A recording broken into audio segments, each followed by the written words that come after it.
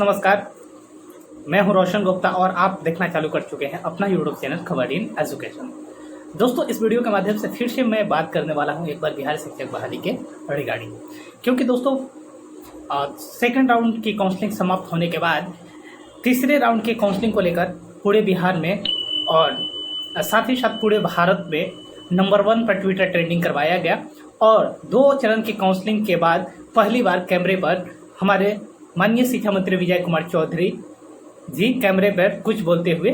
दिखाई दिए। तो सबसे पहले दोस्तों आइए हम आपको उस वीडियो क्लिप को दिखाते हैं जिसमें वो वीडियो कॉन्फ्रेंसिंग करते हुए बिहार शिक्षक बहाली और नियुक्ति पत्र के साथ साथ तीसरे चरण की काउंसलिंग को लेकर क्या बोल रहे हैं, उसके बाद में पूरा हम विश्लेषण करने वाले हैं उनके बयान का। कि कोई नया चरण शुरू तभी होता है जब जो चरण चल रहा है वो पूर्ण रूप से समाप्त हो जाए। तो स्वाभाविक है कि कोई अगला चरण, ये चरण जब पूरा हो जाएगा तो शुरू हो जाएगा और चरण पूरा हो जाएगा तो सभी को नियुक्ति पत्र भी मिलेगा और जो वैकेंसीज बच रही स्वाभाविक रूप से हम लोग उसकी भी समीक्षा कर रहे हैं कि अगर रिक्तियां बच रही हैं और जिस इकाई की रिक्तियां बच रही हैं उस इकाई में उस विषय से संबंधित अगर अभ्यर्थी भी बच रहे हैं, इसकी समीक्षा हम लोग करा रहे हैं। क्योंकि चरण बढ़ाना मकसद हम लोगों का नहीं है। हम लोगों का मकसद है जो सफल और योग्य अभ्यर्थी हैं उनके माध्यम से या उनको कैसे हम लोग रिक्त पदों पर नियुक्त करें जो सही तरीका है उससे। इसलिए किन्हीं को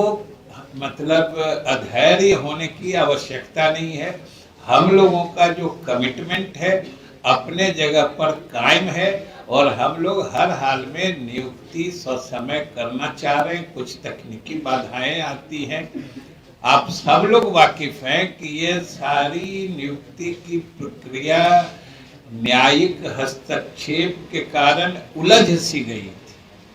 और शिक्षा विभाग के न सिर्फ विशेष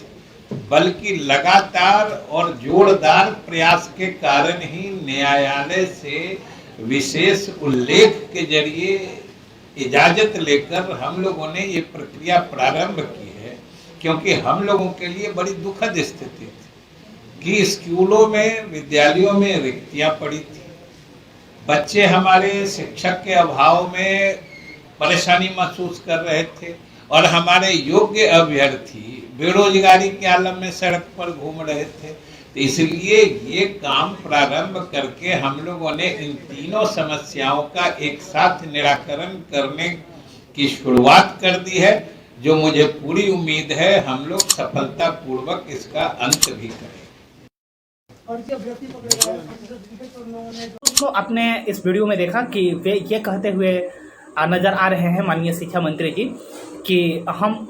जो शिक्षकों की भर्ती है वो ससमय करना चाहते हैं और साथ ही साथ नियुक्ति पत्र को लेकर उन्होंने ये कहा कि हम ससमय नियुक्ति पत्र दे देंगे, लेकिन अभी तक कोई फिक्स तारीख उन्होंने फिक्स नहीं की। दोस्तों, आप लोगों को याद होगा कि ये वही शिक्षा मंत्री जी हैं कि जिन्होंने न्यूज़ 18 और जी न्यूज़ पर अपना वक्तव्य देते हुए ये कह रहे थे न्यूज़ 18 पे कि हम 15 अगस्त के पहले अभ्यर्थियों को झंडा तोड़न में शामिल करने वाले हैं, वे अपने स्कूलों में होंगे। वे बात तो सरासर झूठ होती हुई दिखाई दी ही। साथ ही साथ दोस्तों, जब वो जी न्यूज़ पे गए तो उनका स्टेटमेंट बदल गया और वहाँ पे ये कहते हुए दिखाई दिए कि हम दिवाली के पहले इतने सारे मिठाई ये खा चुके होंगे अभ्यर्थी कि इनको दिवाली की मिठाई फीकी लगेगी। अर्थात कहने का मतलब ये था कि हम दिवाली से बहुत पहले ही इनको नियुक्ति पत्र देने वाले हैं। लेकिन दोस्तों, 2 चरण की काउंसलिंग होने के बाद भी कोई फिक्स तारीख नहीं बताना कहीं ना कहीं शिक्षा मंत्री जी के जो संदेह है अभ्यर्थियों का इनके बयान पे वे और भी ज़्यादा गहरा होता हुआ दिखाई दे रहा है। क्योंकि दोस्तों ये ऐसी भी संभावना जताई जा रही है, माननीय शिक्षा मंत्री के स्टेटमेंट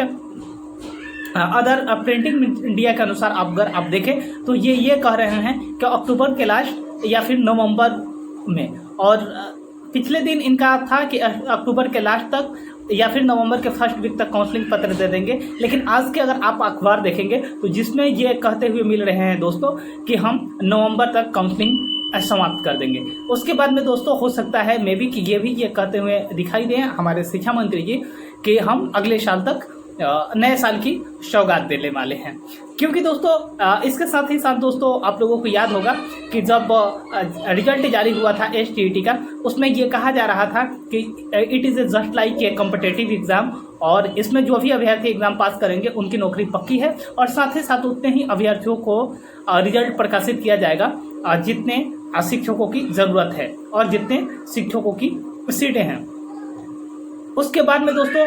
12 मार्च को बहुत ज़्यादा खुशी मनाया STET अभ्यर्थियों ने जिन्होंने एग्ज़ाम को क्वालिफाई कर लिया था कि हमारी नौकरी पक्की है। लेकिन उसके कुछ ही 3-4 महीने बाद जब पूरा रिजल्ट प्रकाशित हो जाता है तो मेरिट और नॉन मेरिट आ जाता है, और अभी दोस्तों क्वालिफाई, नॉन क्वालिफाई, चयनित और अचयनित मामला STET में भी तूल पकड़ रहा है। तो वहाँ पे भी इनका स्टेटमेंट कहीं ना कहीं पूरी तरह से झूठ बोलता हुआ दिखाई दे रहा है। अब दोस्तों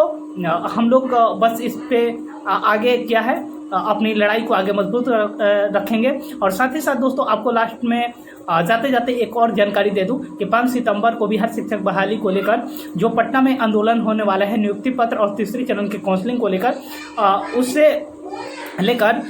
हमारे माननीय कोर कमेटी टीम के अध्यक्ष राजेंद्र सर ने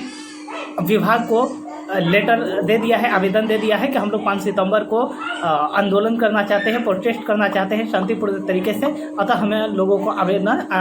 अनुमति दी जाए। तो उस आवेदन को एक्सेप्ट कर लिया गया है, और दोस्तों सोमवार को इसकी अनुमति 99% संभावना है कि मिल ही जाएगी। तो आप लोग जितने भी जो चयनित अभ्यर्थी हैं या फिर तीसरे चरण के काउंसलिंग के